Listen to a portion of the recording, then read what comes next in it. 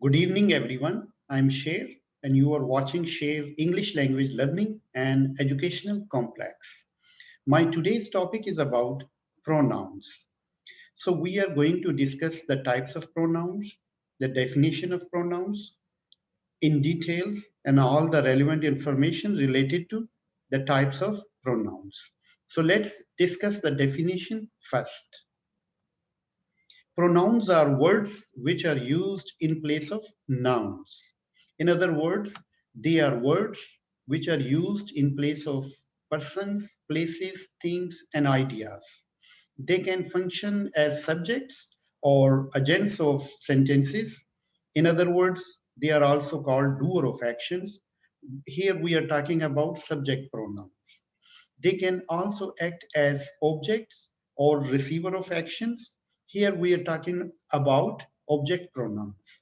They can be used as determiners when we say these books, those books, this book, that book. They can reflect the actions back to the subjects. Right now we are talking about reflexive pronouns. They can be definite. Generally, we are talking about personal pronouns, and they can be indefinite when the nouns are not specified. When we say someone, somebody, anyone, anybody, no one, nobody, etc. They can be used for demonstration, as in the example, this book, that book, and they can be used for interrogation. Here we are talking about interrogative pronouns. They also join phrases and sentences as in relative pronouns. They can be used as singular and plurals. So don't worry about it. We are going to discuss them in a little bit details. So let's look at the types of pronouns. So right now we have around 12 types of pronouns, and they are subject pronouns, object pronouns, possessive adjectives, reflexive pronouns, intensive or emphatic pronouns, relative pronouns, interrogative pronouns, demonstrative pronouns, definite pronouns, indefinite pronouns, and finally reciprocal pronouns. So on this slide, we are going to discuss 5 different types of the pronouns and look at this vertical column. Subject pronouns, they are I, you, he, she, it, we, you. And object pronouns, me, you, him, her, it, us, you. Possessive adjective, my, your, his, her, its, our, your. Possessive pronouns, mine, yours, his, hers, its, ours, yours. Reflexive pronouns, myself, yourself, himself, herself, itself, ourselves, yourselves. And if we look at the horizontal columns, so they are first person singular, I, me, my, mine, myself. Second person singular, you, your, yours, yourself. Third person singular for male, he, him, his, himself.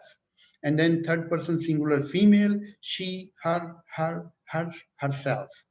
Third person for non-living thing, its, itself. And then first person plural, we, us, ours, ourselves. And finally, second person plural, you, yours, yourselves. So right now we discuss these 5 types of the pronouns: subject pronouns, object pronouns, possessive adjectives, possessive pronouns, and reflexive pronouns. They are some of the commonly used pronouns. So let's discuss the remaining types of pronouns. So the first one, it is called intensive or emphatic pronouns. They are actually similar pronouns as the reflexive pronouns. But the difference is when we put stress and emphasis by using reflexive pronouns, they turn into intensive or emphatic pronouns. For example, he himself completed all his responsibility. He himself, here we are stressing on himself. So then there are relative pronouns. They join the clauses, sentences, and refer back to the nouns. For example, Lisa met Tony, who is a doctor. And here we see there are two sentences. Lisa met Tony, one, and he is a doctor. Two sentences, and they are joined by this word who, which is a relative pronoun. And this who is actually replacing Tony. And we can also use which, that, whom, where, etc. And then the next one is interrogative pronouns. As the name indicate, these pronouns are used for the interrogation, such as where did you go last night? We can also use other WH question words, what, why, when, where, how, which, accordingly, right? When they are used for questions. And then demonstrative pronouns. These pronouns demonstrate or determine nouns. That is why they are also known as determiners. For example, this book, that book, these books, those books. And next one we have definite pronouns. As the name indicate, they are those pronouns which specify them, such as personal pronouns, he, she, it, my, they, them, us. The similar example like Lisa is a doctor, she lives in Hamilton. So this she is specifying Lisa. That's why they are definite pronouns. And indefinite pronouns are those pronouns which do not specify the nouns.